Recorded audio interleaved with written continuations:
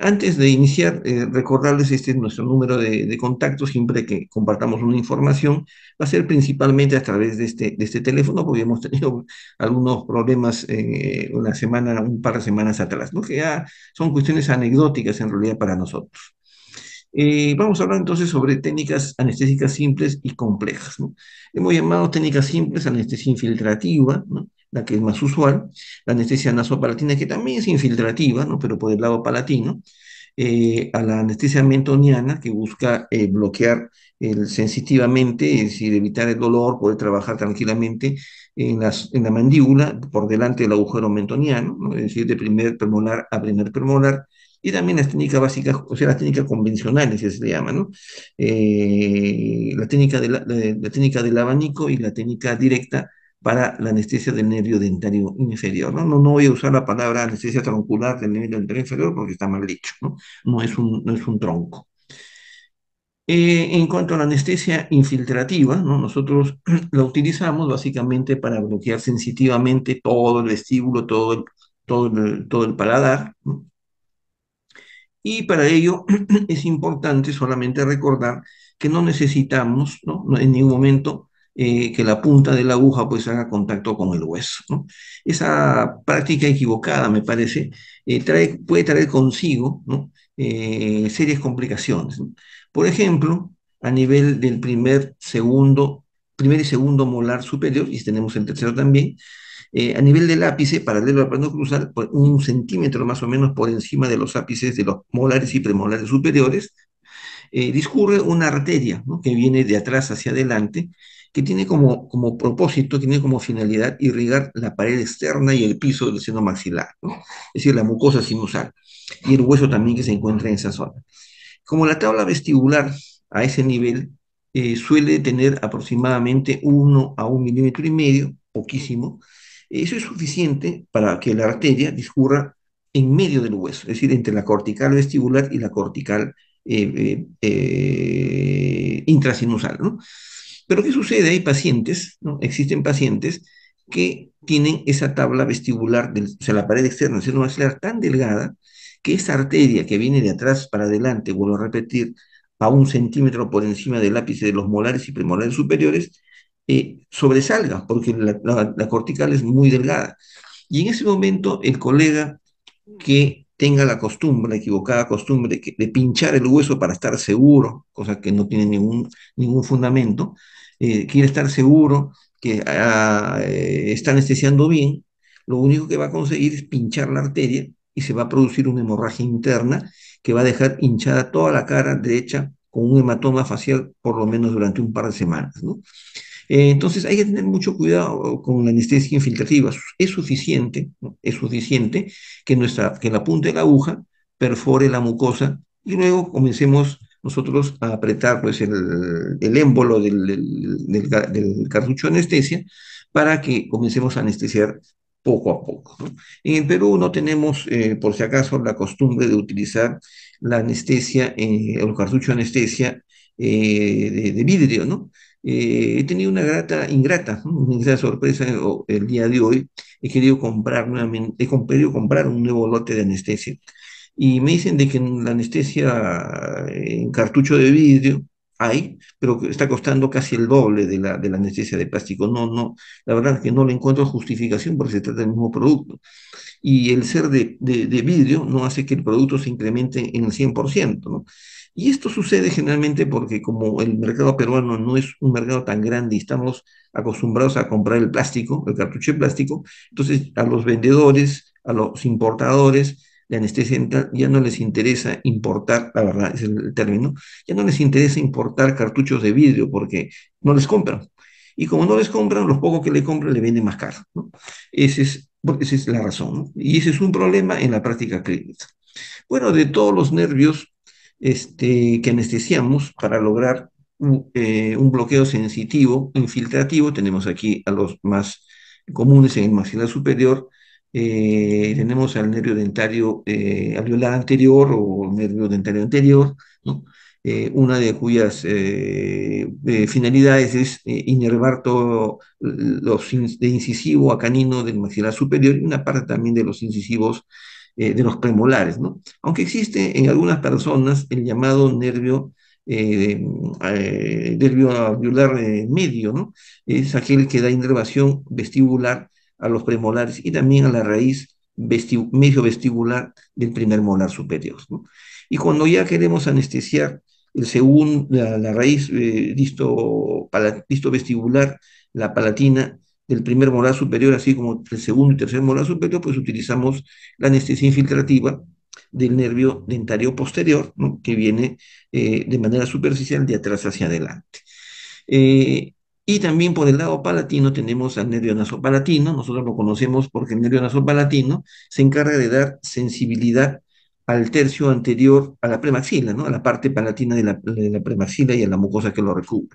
Y cuando hablo de la premaxila me refiero a los cuatro incisivos, ¿no? Y por extensión, por adyacencia también a los caninos, ¿no? El resto del paladar está inervado por el nervio palatino anterior, ¿no? Que emerge por el conducto palatino posterior, del agujero palatino posterior, perdón, y que da inervación a los dos tercios del maxilar, del paladar derecho y paladar izquierdo, cada uno con su nervio respectivo del lado derecho o del lado izquierdo. Entonces, hasta ahí las cosas son lo que nosotros en odontología hacemos todos los días, ¿no? Y este es un repaso, ¿no? Un repaso anatómico simple para los futuros colegas para que entendamos que los odontólogos somos conocidos y reconocidos por ser los profesionales que mejor manejamos la anestesia local. Por si acaso les paso un dato, ya que hay colegas en la sala, que si llaman, le podemos pasar el contacto del doctor Marcos Cueva, él está vendiendo anestesia tópica al 30%, ¿no? La anestesia tópica que nosotros compramos en pomadas, en gel, generalmente tiene una concentración del 5 o del 10%. Él la está preparando, porque él es químico a la vez, es odontólogo y es químico, y está preparando anestesia tópica al 30% para aquellas personas que quieran pues una anestesia tópica muy, pero muy potente, es excelente, ¿no? Y también prepara anestesia tópica al 50%, ¿no? Esto es ya para quienes hacen armonización orofacial, es decir, hacen técnicas de relleno facial, uso de Botox y uso de relleno facial con PRF de quinta generación. En la mandíbula, ¿cómo se llama? La anestesia infiltrativa está supeditada o está limitada básicamente al nervio lingual, al nervio bucal en el lado posterior, desde la tercera molar hasta el premolar inclusive, y a partir de la primera premolar hacia adelante, lógicamente está inervado por el nervio mentoniano, ¿no? De tal manera que una cirugía, una extracción o una extracción de dientes anteroinferiores, del primer premolar al primer premolar será suficiente pues con la anestesia del nervio mentoniano, ¿no? Y para los que estamos un poco más avanzados en esto, si vamos a hacer una cirugía en el mentón, no es necesario colocar anestesia troncular derecha e izquierda, no, la anestesia, perdón, del nervio dentario inferior derecha e izquierda. Es suficiente con colocar un bloqueo sensitivo, es decir, una anestesia de ambos nervios mentonianos, ¿no? Yo usualmente tomo injertos de mentón, que son cosas más grandes, utilizando solamente anestesia infiltrativa en el nervio mentoniano derecho e izquierdo. El día de ayer hicimos en el consultorio la extracción de un canino en el mentón, una cosa muy interesante, y la extracción de una usurpación de un odontoma, también en mentón, y toda la cirugía se hizo solo con anestesia infiltrativa de ambos nervios mentonianos. El conocimiento de la anestesia entonces es muy importante, ¿no? El número de cartuchos yo creo que ya va a depender de otros temas, de la experiencia del doctor, de la envergadura del procedimiento, del tiempo que va a tomar la cirugía, también va a depender de la calidad del producto anestésico. A mí me encanta utilizar articaína, pero ha salido del mercado. Hoy la poca que venden es carísima, ¿no? Eso nos produce un bloqueo sensitivo, una anestesia de 4 o 5 horas inclusive, ¿no? He tenido oportunidad de hacer cirugía en pacientes a las 4 de la tarde y me dicen que a las 12 de la noche recién volvió la sensibilidad. Eso suele suceder con la articaína, ¿no? La articaína al 4%. En cambio, con la lidocaína, 2 horas, ¿no? De anestesia suele ser lo común, ¿no? Acá vamos a ver entonces un video muy sencillo que muestra la anestesia infiltrativa del nervio bucal, ¿no? en este caso, previo a la incisión que se va a hacer para extraer un tercer molar inferior, ¿no?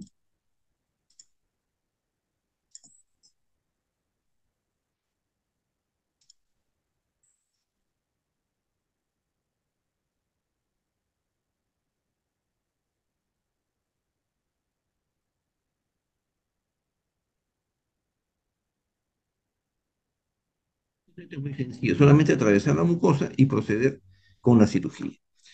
Eh, para la extracción de dientes inferiores, ¿no? Para la extracción de dientes inferiores, tenemos que utilizar, dependiendo de la zona anatómica, si son dientes por delante del agujero mentoniano, suficiente el anestesia del nervio mentoniano para bloquear el nervio, el ramo anterior, o sea, el ramo terminal del dentario inferior, que es el incisivo, ¿no? Pero en ese caso tenemos que aplicar también anestesia al nervio lingual, ¿no? No podemos extraer un incisivo inferior solo con anestesia vestibular, tenemos que también anestesiar el nervio lingual por el lado correspondiente, ¿no?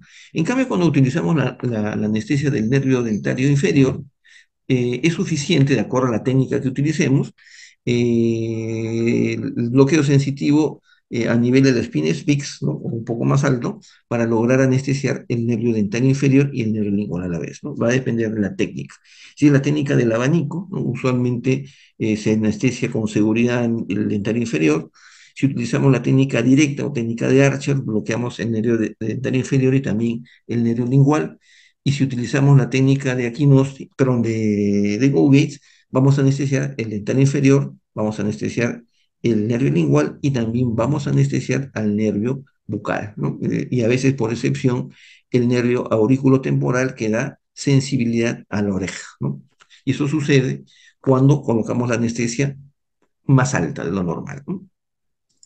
Y en el caso de los dientes superiores, utilizamos la anestesia infiltrativa, tanto por vestibular como por palatino, frente al ápice de los dientes que vamos a extraer o que, a quienes vamos a realizar la endodoncia o a quienes vamos a realizar la operatoria dental. El procedimiento que hagamos es lo mismo, ¿no? La anestesia no distingue entre un tratamiento de endodoncia, un tratamiento de operatoria, de cirugía, ¿no? Eso de anestesia endodóntica, anestesia en cirugía bucal es una quimera, ¿no? En realidad, el bloqueo sensitivo es para una región anatómica y, ¿no? Y punto, ¿no? El procedimiento que hagamos hacer y es posterior, ¿no? El principio es el mismo. Por eso que el concepto de anestesia, anestesia dental, es un tema transversal para todos los tratamientos odontológicos en general. El nervio mentoniano, entonces, o la anestesia del nervio mentoniano, fundamentalmente sirve para bloquear sensitivamente toda la región anterior a este, es decir, todos los dientes que se encuentran por delante del agujero mentoniano. Y podemos extraer entonces dientes desde el primer premolar hasta ambos incisivos inferiores, hasta la línea media inclusive.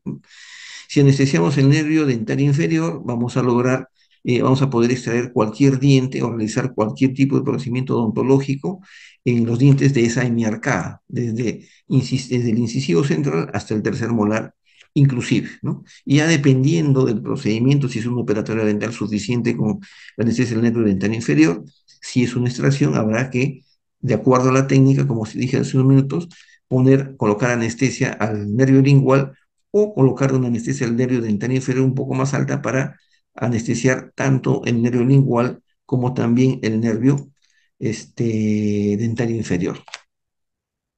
Si se trata de los dientes superiores y queremos extraer alguna de estas piezas dentales, el primer premolar, el canino, el incisivo lateral, el incisivo central, pues será suficiente con colocar anestesia al nervio dentario anterior, ¿no?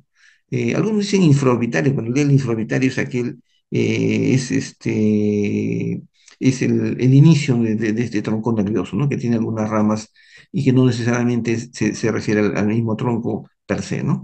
Y el lado palatino, ¿no? Vamos a tener que anestesiar el nervio nasopalatino, en ambos casos será una anestesia colocada al frente en el ápice de ambos dientes, ¿no? Y ya si queremos una anestesia, en el lado vestibular una anestesia más amplia y más segura, podemos profundizar un poco más nuestra aguja y tratar de acercarnos un poco a la emergencia el nervio suborbitario para que por adyacencia la anestesia llegue a alcanzar al dentario anterior. El dentario anterior es exclusivamente un nervio exclusivamente intraóseo, ¿no? En cambio, el suborbitario es un ramo casi exclusivamente superficial, ¿no? A veces hay una confusión en cuanto a esto. Lo utilizan como sinónimo, pero no son ramos sinónimos en absoluto. Luego, si se trata del segundo premolar superior, necesitamos anestesiar al nervio dentario medio o alveolar medio, que es una rama un poco particular, ¿no? Que se separa del nervio dentario anterior, ¿no? Y que anestesia, perdón, y que inerva sensitivamente al segundo premolar y también a la raíz mesiovestibular del primer molar superior. Y si hacemos extracción del segundo premolar, ¿no? Ya hablamos acá de extracción, entonces en ese caso sí hay que anestesiar al nervio palatino posterior. Si es una operatoria dental, si es una carilla, si es ¿cómo se llama? Si es un tratamiento operatorio dental, será suficiente con anestesia vestibular, ¿no? Si es un tallado de una corona, tenemos que anestesiar por vestibular y también por el lado palatino.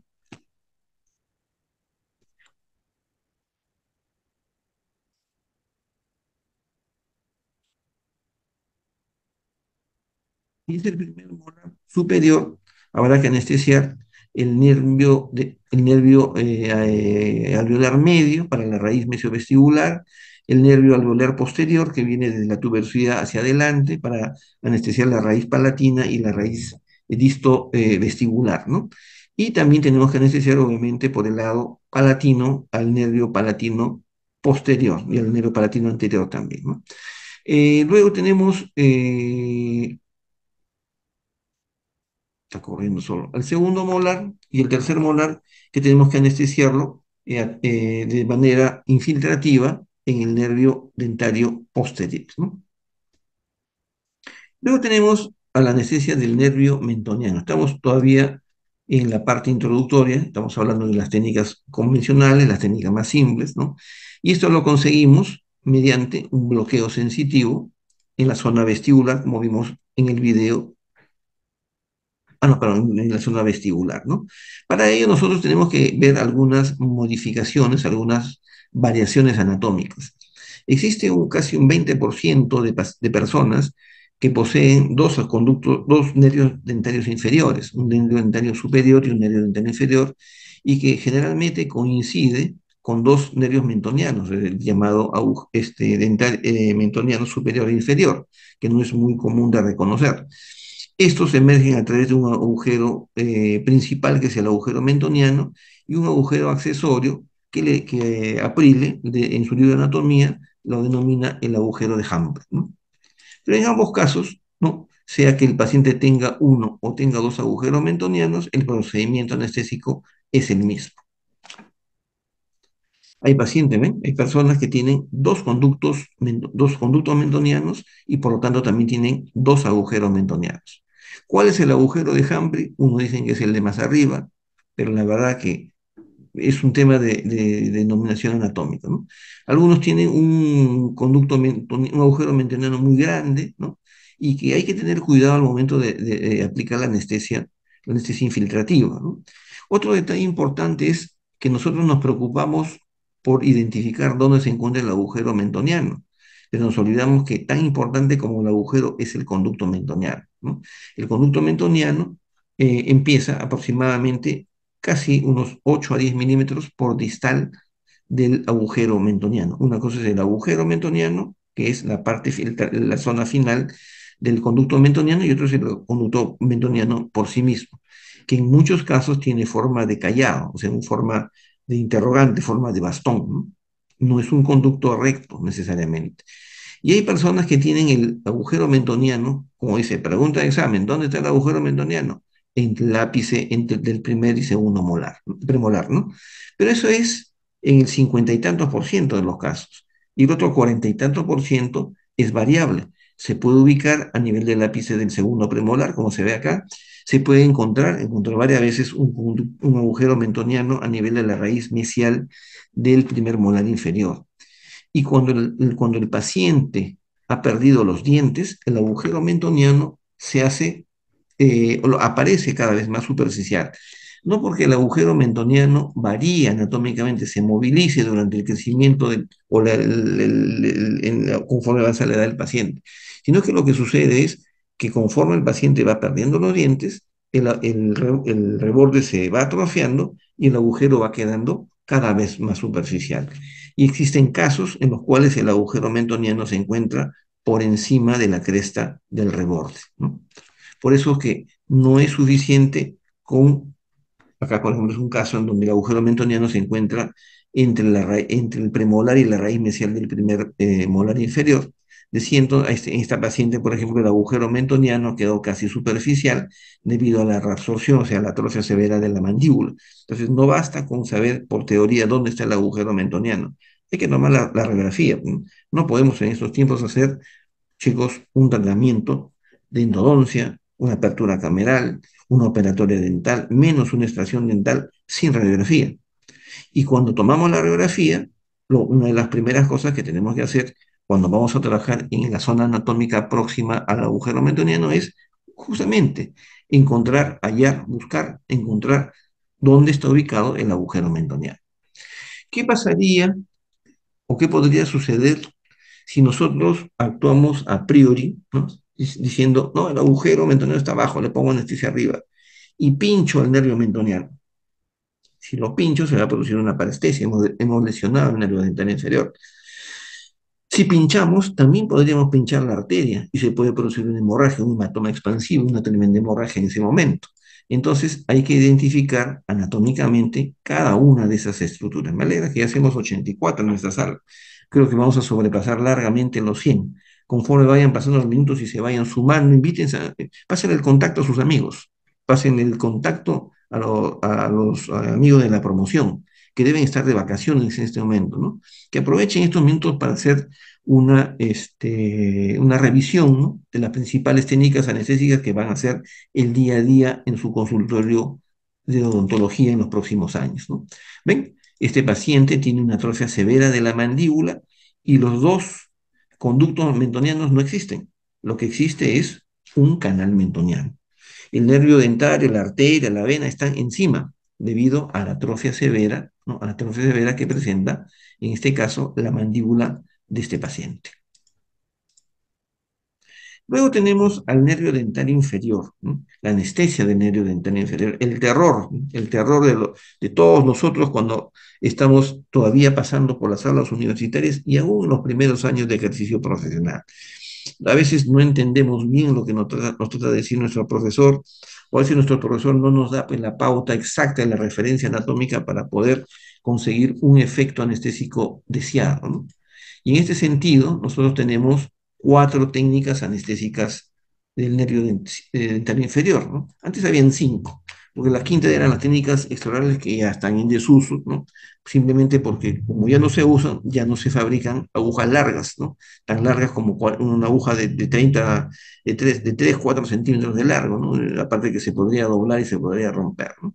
Nos hemos quedado entonces con cuatro técnicas del nervio dental inferior. Las dos primeras llamadas convencionales es la que están dentro de este capítulo, de esta primera parte, que estamos hablando de técnicas simples, ¿no? Mientras que la técnica de Go-Gates y la técnica de Agnossi vamos a conversar de eso en la segunda parte. La técnica convencional indirecta, la primera descrita por William Halsted, ¿no?, en el año 1884. ¿No?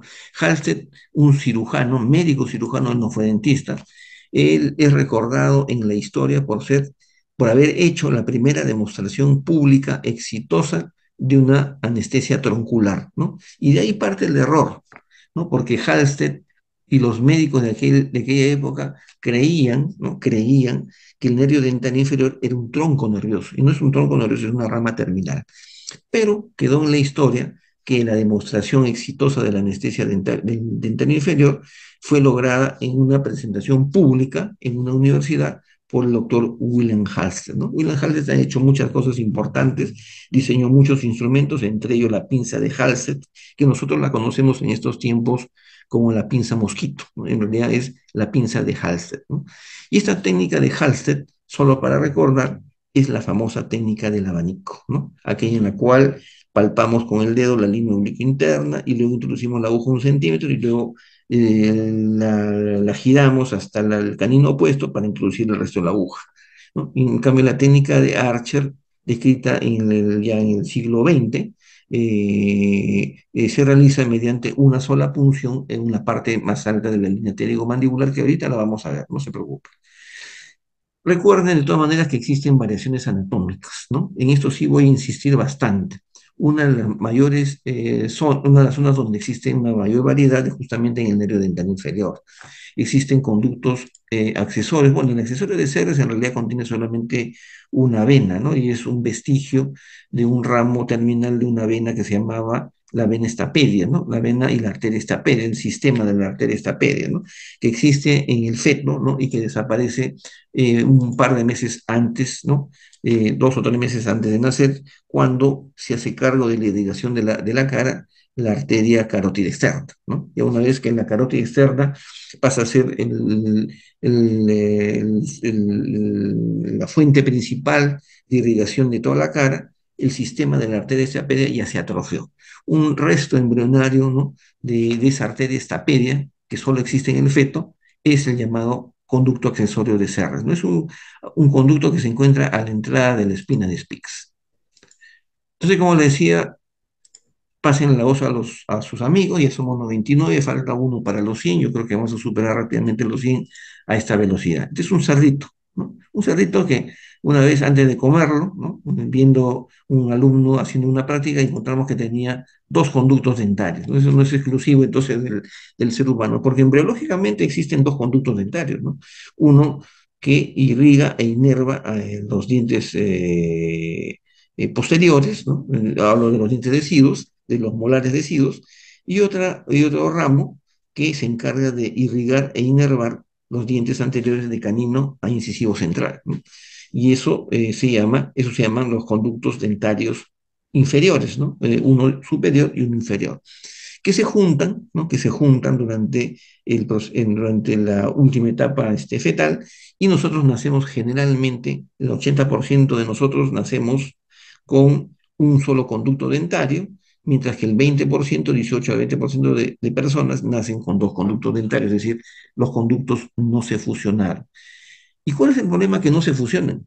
El problema que no se fusionen es que podemos, que al utilizar la técnica del abanico, es a la que nosotros giramos el dedo, la aguja, perdón, hasta llegar desde la línea, del lado vestibular hasta la canino opuesto, en ese caso podemos anestesiar solamente uno de los ramos y el otro no, porque con la técnica convencional directa, pero indirecta, la técnica de Halse, la técnica del abanico, logramos anestesiar generalmente solo el nervio dentario inferior, porque la punta de la aguja alcanza la cercanía de la espina de Spix. Por tanto, el objetivo es anestesiar el dentario inferior.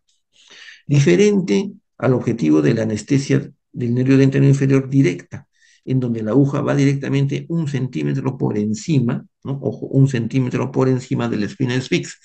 A ese nivel todavía no se ha dividido el nervio dentario inferior del lingual.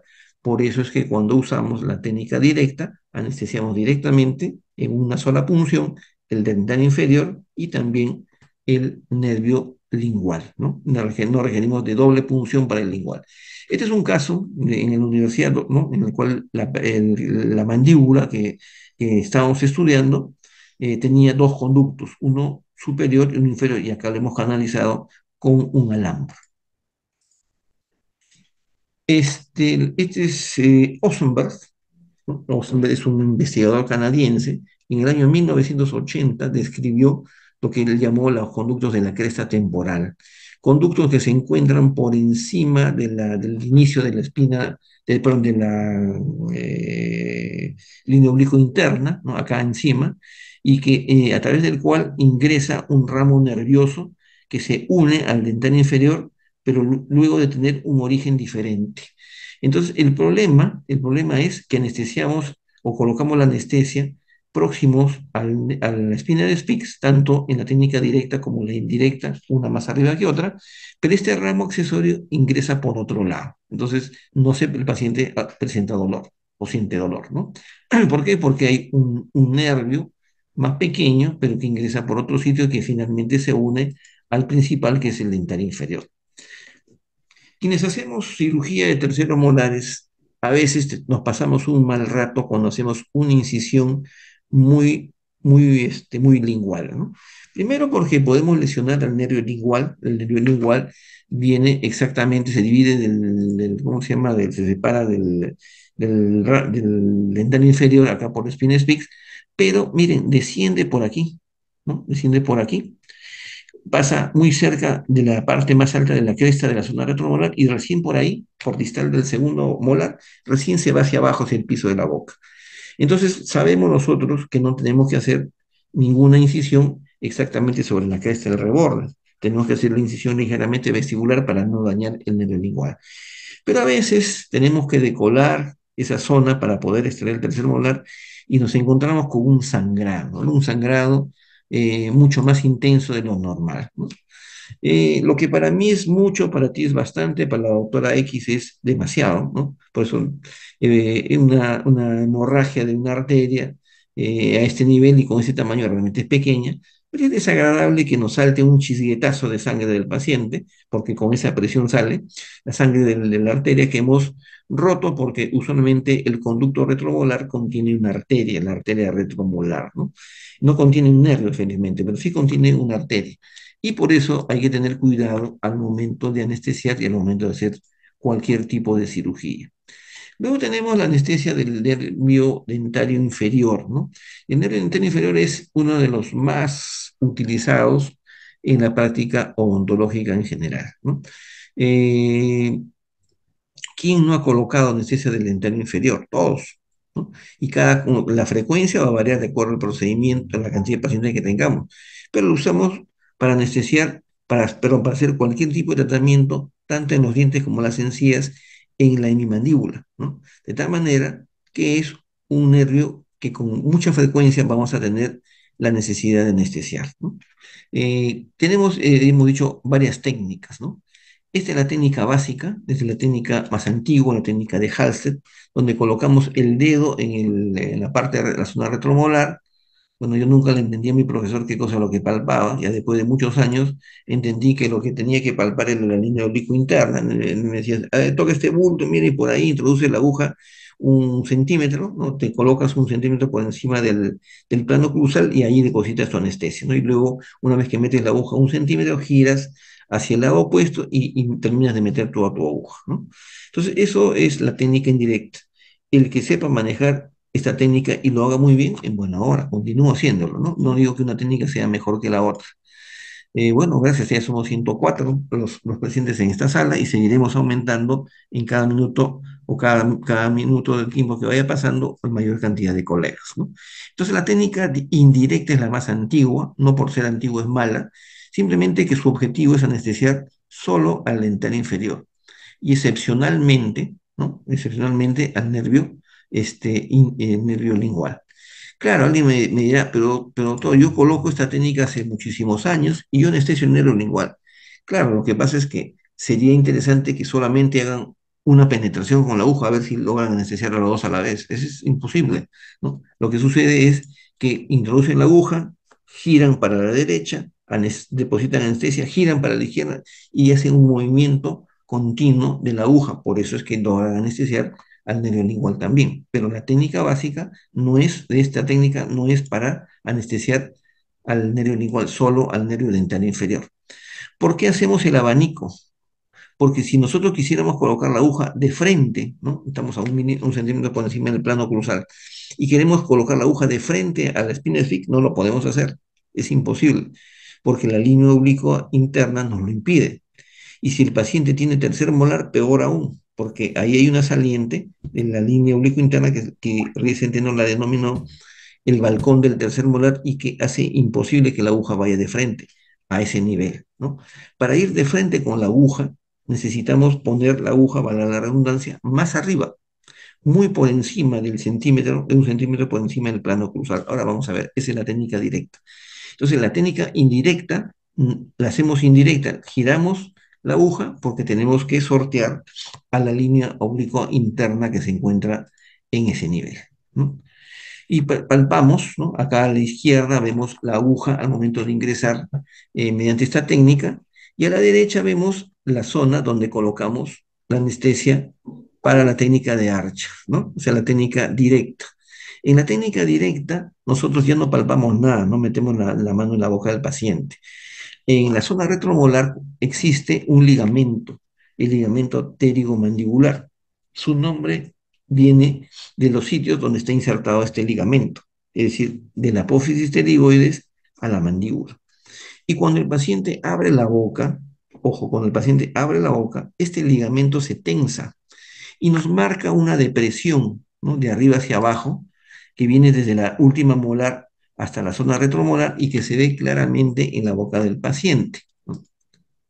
Esta línea que está acá, ¿ven? Esta depresión.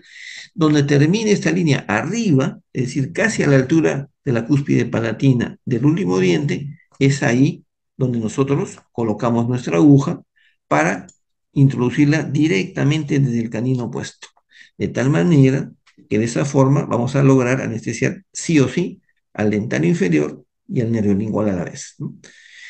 Y acá en la imagen, o la imagen nos muestra una aguja, la aguja que tiene un plástico de color celeste, que puede variar de acuerdo a la marca, ¿no? Pero esta es una aguja normal, ¿no? Es una aguja que tiene 21 milímetros de largo, ¿no? Y que es más que suficiente para anestesiar el dentario inferior.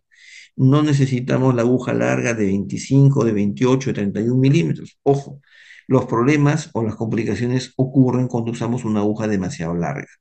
Para anestesiar el dentario inferior, sea cual fuese la técnica, sea directa o indirecta, en ambos casos, la aguja tiene que ser corta, ¿no? No es necesario utilizar una aguja larga. Entonces, a la parte más alta de esta línea, todos tenemos esta línea, en la línea pterigomandibular, es ahí donde nosotros depositamos nuestra solución anestésica. ¿Ven? En la parte más alta de esta línea, se introduce la punta de la aguja y metemos toda la aguja hasta que desaparezca por completo. De tal manera que así vamos a lograr anestesiar al nervio dentario inferior y al nervio lingual. Doctor, pero hay pacientes que tienen la cara alargada, son dolicofaciales. Hay pacientes que tienen la cara ancha, son braquifaciales. Hay pacientes que tienen la cara dentro de un contexto, un tamaño y forma normal, llamémoslo así, media, ¿no? Que se llaman mesofaciales. Bueno, cuando el paciente tenga un rostro mesofacial, van a colocar la aguja desde el canino del lado opuesto. Si el paciente es dolicofacial, van a colocar, o sea, la cara alargada, van a colocar la aguja desde el incisivo lateral. Y si el paciente tiene la cara muy ancha, van a colocar la aguja inclinada desde la primera premolar, ¿no? Eso es importante, ¿por qué? Porque la rama ascendente, la convergencia, ¿no? La convergencia anterior de las ramas ascendentes es más amplia en los pacientes braquifaciales, ¿no? Porque las ramas ascendentes no son paralelas, son convergentes hacia adelante. Entonces, son más convergentes en un paciente braquifacial cara ancha, cara cuadrada, y menos convergente cuando el rostro es dólico-facial, ¿no? Entonces, ya estamos avisados para tener cuidado, o mejor dicho, para garantizar el éxito durante la anestesia del nervio dental inferior, ¿no? Entonces, la aguja está entrando, por acá no ha salido por la calidad de la foto, es la foto un poco antigua, la punta de la aguja está en la parte más alta de esta línea. Esa es la línea pterigomandibular. Y la técnica que se está aplicando en este caso es la técnica directa, la técnica de Archer, ¿no? Con esta técnica anestesiamos, repito, al dentario inferior y también al nervio lingual. Entonces tenemos 4 pacientes, 4 ejemplos claros de la posición, la ubicación, perdón, de la aguja y la dirección de la jeringa para poder lograr la anestesia del dentario inferior y también del nervio lingual mediante la técnica convencional directa o técnica de Archer. Les aviso, los invitamos, ¿no? A otra clase, otra masterclass sobre otro tema también importante, sobre complicaciones sinusales de origen dental, ¿no? Siguiendo con nuestra tradición, nosotros tenemos cursos virtuales que son libres, ¿no? Al cual puede acceder cualquier dentista, cualquier estudiante, cualquier bachiller. Y también tenemos otras conferencias que ya son pagadas, ¿no? En este caso, durante todo este mes estamos completando un ciclo de conferencias gratuitas, ¿no? Y parte del mes que viene también, ¿no?